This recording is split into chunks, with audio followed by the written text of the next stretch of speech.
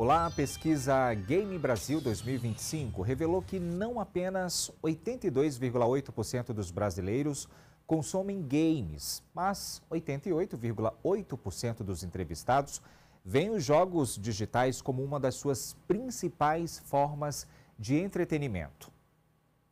A pesquisa também estudou o engajamento em jogos de sorte e mostrou que 38,2% jogam dos entrevistados, sendo que 89,9% gastam dinheiro nesses jogos.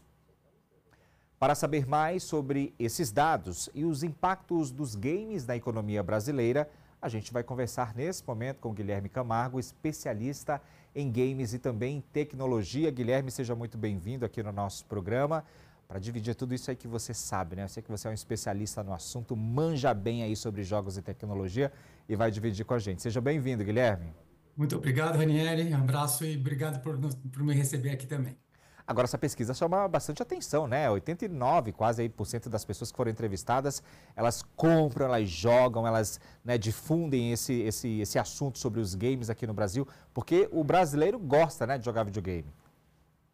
Olha, jogos digitais, e acho que houve um período pós-pandemia, né, que só consolidou o mercado de games como talvez uma das grandes plataformas de entretenimento para a população brasileira como um todo, né? E a gente pensava, né, muitas vezes a gente liga o videogame ao console, ao PC, mas hoje até o smartphone é uma grande plataforma voltadas para jogos. E grande parte da receita desse mercado e também do uso também se dá numa plataforma que hoje é basicamente o nosso carro-chefe, né? Para entretenimento, para redes sociais e muitas vezes até para trabalho. Acho que poucas pessoas compram um celular apenas para jogar, mas é uma das principais plataformas de jogo que democratizou também essa questão, né, dessa capilaridade dos games, né? Se a gente fala que hoje 82% das pessoas afirmam jogar jogos digitais, é porque de alguma maneira também houve essa democratização do uso, né? Muitas vezes até porque o jogo ele é gratuito, né? É um modelo chamado free to play. Você só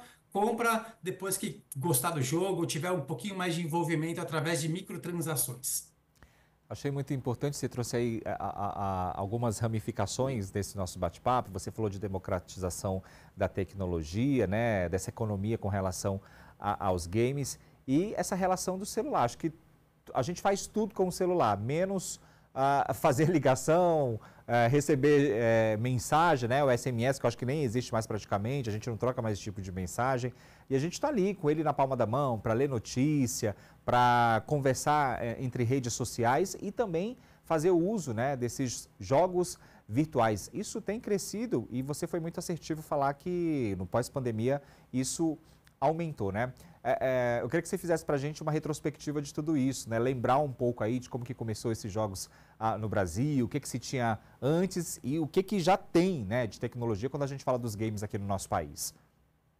Olha, perfeito. Eu acho que o mercado de games no Brasil, especialmente nos anos 90, 2000, ele era muito voltado para, talvez, jogos um pouco mais voltados para um público masculino e existia meio que uma briga entre as plataformas pela melhor tecnologia, né? Quem tinha, talvez, o gráfico melhor, o processador melhor. Eu acho que no 2006 foi um ano que os próprios consoles eles conseguiram trazer um elemento de jogos casuais para dentro da plataforma, né? Eu lembro do Nintendo Wii, que ele trouxe jogos que você usava, né, um controle de mão, você jogava jogos de dança, música, não necessariamente o gráfico era o principal força motriz das vendas, e eu acho que isso também começou a atrair um público mais casual, e muitas mulheres também começaram a fazer parte desse universo de jogos. As redes sociais, né, para quem não lembra do Orkut, da Fazendinha, que você tinha microtransações, né, um jogo mais colaborativo, foram formas que também começou a crescer esse mercado, que era muito mais voltado, talvez, para o mercado de performance e esse lado mais casual, mais colaborativo, onde 15 minutos você podia fazer uma partida, e eu acho que começou a trazer essa popularização para o mercado de games, né? Mas, né, como você mesmo falou, Ranieri, eu acho que a plataforma smartphone trouxe talvez essa questão da capilaridade, né? E eu acho que o que a gente vive hoje, né, 50% da receita do mercado de games, né, que é 200 bilhões de dólares aproximadamente, ele vem de uma plataforma que ela é recente, né? O smartphone tem por volta de 15 anos. Então, se você for pensar, é quase como se fosse, né, um elemento novo dentro do mercado que já era bastante consolidado do ponto de vista, né, de entretenimento. Quando a gente pensa nos videogames, né, nos consoles, a gente foi vendo que a tecnologia estava se aproximando cada vez mais quando aquele controle remoto deixou de ter fio, o famoso cabo, né? A gente ficou sem ele, a gente podia andar, correr, que nem você trouxe esse exemplo, a gente podia dançar, fazer um monte de coisa através ali da tela, né? Então a gente foi se aproximando cada vez mais e ficando cada vez mais louco ali com a tecnologia chegando. Esse programa vai ser um programa nostálgico, viu, Guilherme? Porque daí você falou do Orkut, você falou ali da Fazendinha, e eu me lembro ali do The Sims, né? Onde a gente construía ali as famílias, eu adorava fazer a minha cidade, eu me sentia o prefeito da cidade, só para você ter uma ideia. Era o máximo, né? Quando a gente para pensar nessa tecnologia, como que isso mudou? E olha que interessante, né? Uma das coisas que a gente vê na pesquisa Game Brasil é a relação do pais, filhos e jogos, né? Aham. Talvez nós, quem cresceu nos anos 90, né, dificilmente teve a oportunidade de jogar com os pais, porque geralmente era uma guerra interna, né? O videogame, ele basicamente ficava no quarto, né, do adolescente, nunca numa sala, e você não tinha talvez esse momento de entretenimento em família, né? Hoje, até a geração que cresceu nos anos 90 já constitui família, já tem filhos, e eu acho que a cultura gamer também já entra dentro desse contexto, onde muitas vezes a família usa o jogo até para esse momento de socialização.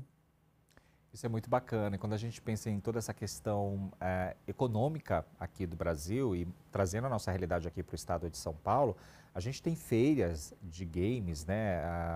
As pessoas estudam cada vez mais justamente para debater sobre esse assunto.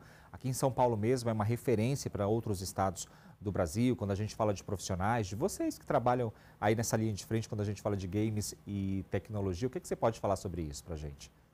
Olha, eu acho que o São Paulo é o epicentro mesmo desses grandes eventos, né? Eu acho que um pouco na contramão do mundo, que os eventos, quando você junta game e tecnologia, talvez no mundo eles estejam mais esvaziados. Aqui você consegue ainda atrair muito consumidor final. Então você tem a Gamescom, que vai acontecer agora no mês de abril, tem a CCXP, tem a BGS, né? São eventos, Anima Friends, são eventos que atraem não só, né, desenvolvedores, publicadores, mas também uma grande massa de público também que consome e que também busca uma carreira dentro talvez de uma paixão, né? Eu coordeno também um curso na pós-graduação da SPM que é justamente Game Business, jogos como negócios, que é justamente trazer esse olhar de negócio para um mundo que está muito ligado ao entretenimento. Mas você criar empregos, seja para você desenvolver um jogo, seja para você motivar pessoas através do uso da gamificação, seja para você pensar negócios como games, eu acho que isso também abre muitas frentes de trabalho para quem gosta e quer trabalhar com esse lado do entretenimento, né, voltado para jogos digitais. Você falando isso faz a gente pensar que há muito tempo toda essa questão ligadas ali a games deixou de ser algo marginalizado, né? E era algo marginalizado dentro da casa mesmo, né? O pai e a mãe, Perfeito. esse menino passa o dia todo jogando, isso não vai dar em nada, sai desse videogame, isso é coisa de gente que não tem o que fazer, vai estudar. E aí a gente vê um leque de pessoas de grandes talentos, né? Desses meninos mesmo que passavam ali horas e horas na frente de uma tela, né?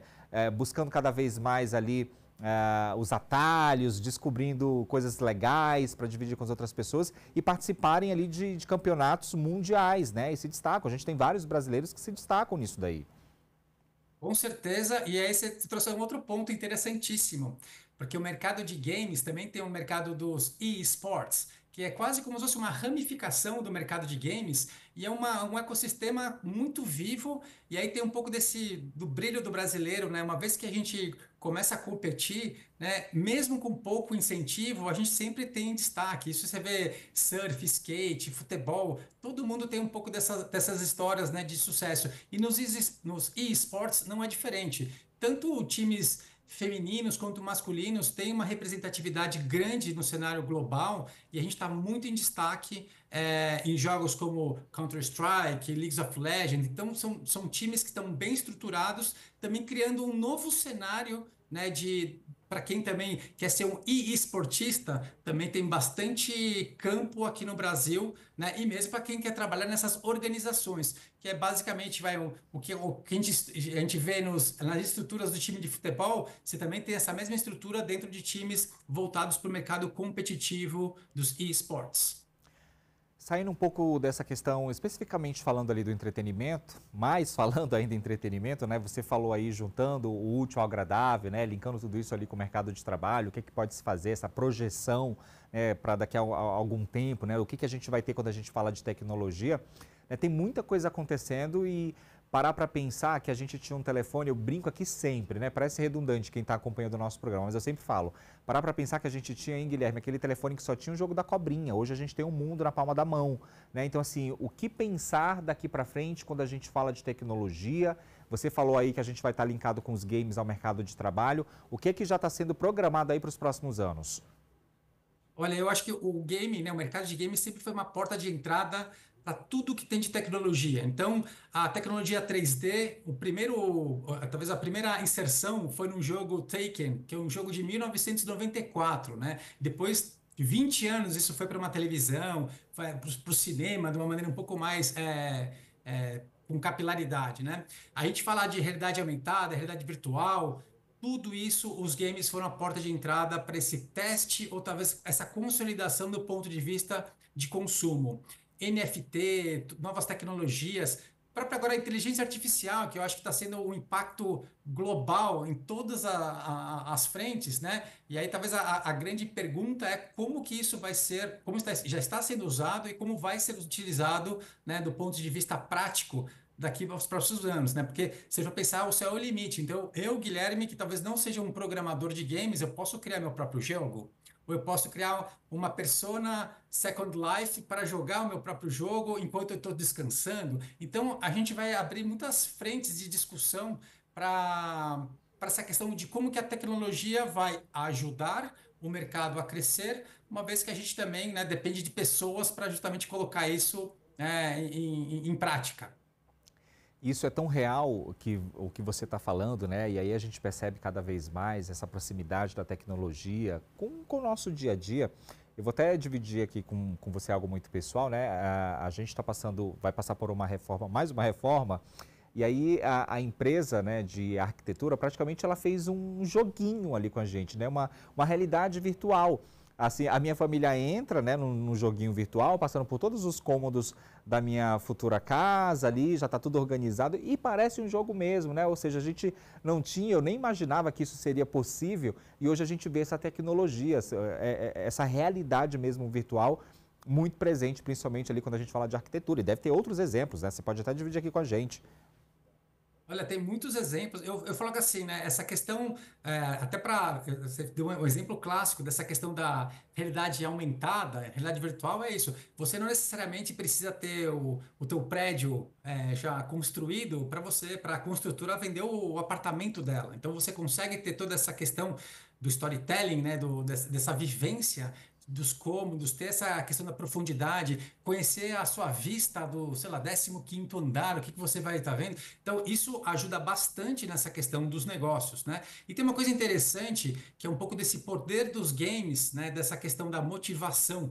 Eu acho que os games, né, a gente, como mídia, ele nos força a tomar decisão, né? Então, eu vou para a direita, eu vou para a esquerda. Então, você é muito protagonista das suas próprias decisões, diferente, talvez, da gente assistindo um filme em cinema ou mesmo em streaming, que você está vendo uma visão do diretor daquele filme a respeito de um tema, né? Então, eu acho que quando a gente usa essa questão até para questões mais empresariais, pô, um processo de onboarding de um funcionário, um treinamento de produto, uma campanha de incentivo, como que eu posso trabalhar a questão desse storytelling, criar essa questão, essa percepção de pertencimento por parte do colaborador e criar essas trilhas, essas jornadas de conhecimento para você, a cada momento que ele conseguir, né, evoluir, ele trocar de nível, receber prêmios, receber certificações ou mesmo os badges que a gente chama, que é um reconhecimento. Poxa, é o terceiro dia consecutivo que você entra na minha plataforma e faz o meu treinamento, né? Então, eu acho que são formas que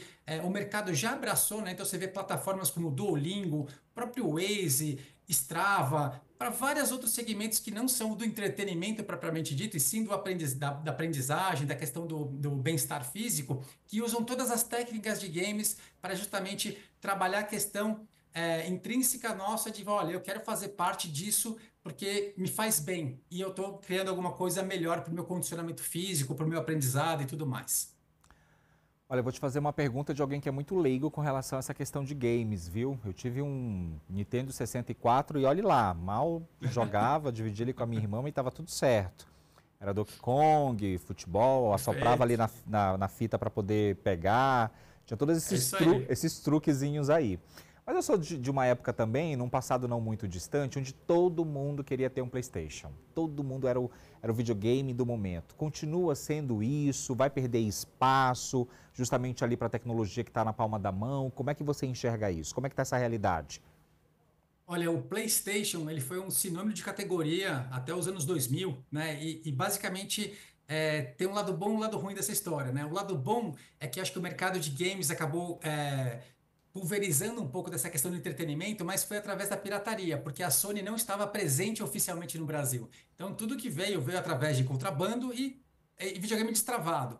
Então foram anos, né? Eu também trabalhei na Microsoft no Xbox 360, então foram anos para a gente justamente reverter um pouco desse mercado para virar um mercado mais formal mesmo, para justamente justificar o porquê as empresas deveriam ter estruturas formais aqui no Brasil, equipes, mesmo fábrica, o Xbox, tanto o Xbox quanto o PlayStation tiveram fábrica na Zona Franca de Manaus, gerando emprego, também trazendo uma cadeia de cadeia produtiva bastante ampla, né?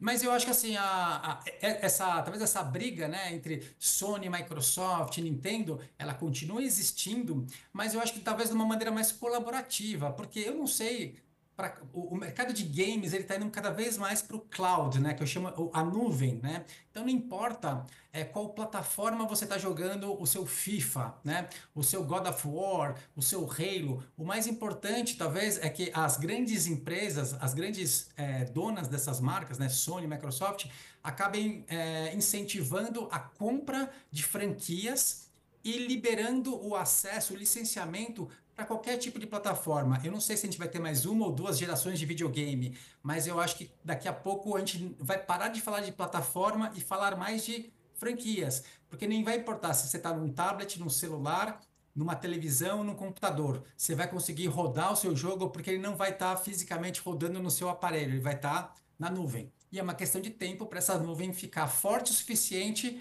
para justamente é o que a gente vê hoje em filme, né? Você tem menos problema de assistir filme com quebra, que há 10 anos atrás seria uma coisa um pouco mais desafiadora, mas a tecnologia também já conseguiu chegar nesse nível e a gente consegue assistir filmes, né, na mesma velocidade, sem quebra, e jogar muito possivelmente, já é uma realidade, mas eu acho que vai melhorar ainda mais a infraestrutura daqui a 3, 5 anos, e aí as plataformas começam a perder mais o sentido. Se a gente for pensar em tudo que já mudou e que vem mudando, né, com essa chegada desse boom, né, do que a gente está vivendo do boom da tecnologia, a gente ficaria aqui horas, né, só listando, fazendo um checklist do que já mudou e do que vai mudar. A exemplo disso, né, eu estava vendo recentemente, esse investimento que estão fazendo na fabricação de TVs, né? Ou seja, você nem precisa mais de um videogame, por exemplo, para você ter um joguinho ali na sua própria TV. Com o próprio controle remoto, você vai ali mexendo, brincando, é um jogo simples, mas já é um jogo que tem ali um software já dentro da sua televisão sem precisar de alguma outra coisa. É isso aí. Teoricamente é a melhor tela da sua casa, né? Porque as televisões também cada vez mais estão com preço cada vez mais competitivo.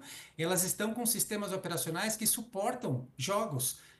Até de o que a gente chama de última geração mesmo, né? Com um processador um pouquinho melhor, você tem uma experiência extremamente positiva, assim. Eu diria que talvez não nota 10, mas nota 7,5, 8. E isso acaba, para quem não é, talvez o que a gente chama do hardcore gamer, já é uma experiência extremamente produtiva, suficiente, e você vai usar o próprio controle, ou muitas vezes até o próprio celular como um controle também, que daqui a pouco isso, o celular fala que é a segunda tela do jogo, mas ele pode ser até o controle dessa tela para jogar na televisão, tá? Então são coisas que a gente acompanha esse crescimento rápido e é uma mudança de paradigma também, porque talvez você não precise mais do hardware, você só precisa da televisão mesmo, da tela grande, para você ter uma experiência extremamente positiva no quesito de entretenimento.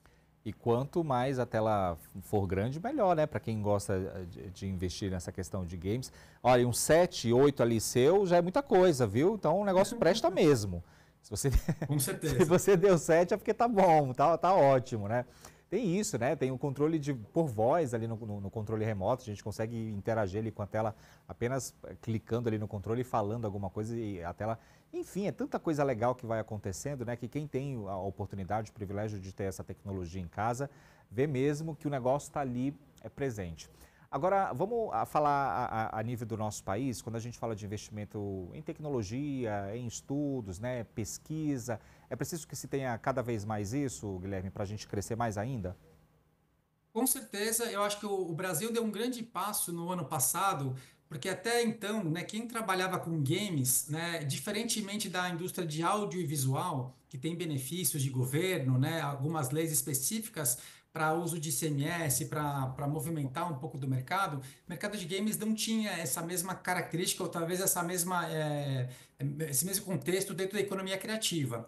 E agora o mercado de games, de quem desenvolve games, ele tem o mesmo peso de alguém que talvez tenha uma produtora de filmes. Então você equipara a parte de benefício, né? Várias leis que promovem tanto de empréstimos quanto arrecadação de ICMS para justamente gerenciar, gerar mais empregos e gerar mais negócios para o mercado de games. Então acho que isso é um grande passo para essa parte aí, porque nós brasileiros somos muito conhecidos no mundo todo pela nossa parte de consumo, de paixão. É sempre o país que mais mexe a questão de comunidade, redes sociais, mas a parte de produção, né, a gente é aquém dos mercados mais maduros, né? E não é por falta de criatividade, muitas vezes é muito por falta até de maturidade do ponto de vista de negócio, que eu acho que agora também crescendo um pouco mais essa exposição do mercado, né? E cada vez mais tendo bons exemplos, que nós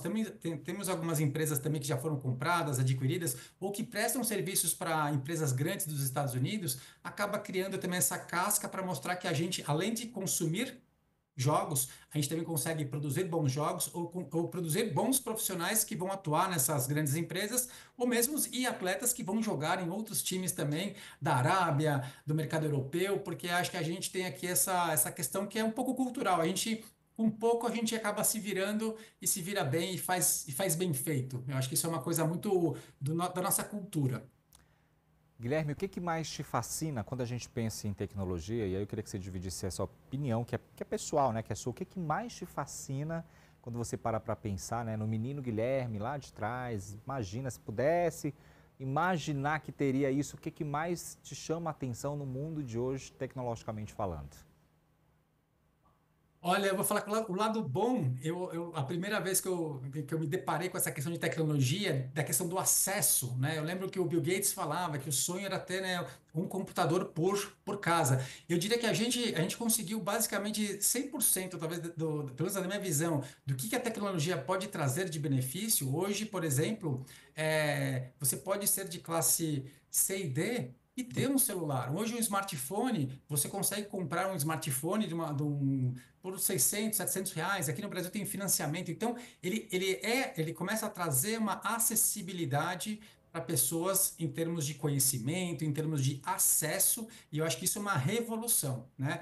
O que a gente está vendo talvez é exatamente o outro lado, né? O lado do quanto que umas redes sociais também podem entrar para um lado um pouco menos democrático para essa questão do manipulação da informação. Na minha visão de tecnologia há 20 anos atrás, era talvez essa questão do acesso, mas o acesso com talvez essa questão desse viés de comunicação, hoje é o que mais me preocupa. Você já respondeu, mas eu quero que você fale de novo, né, a sua projeção para os próximos anos, o que é que a gente pode esperar do mercado, né, e é um futuro bem próximo, é um futuro que já está aí. O que é que você espera?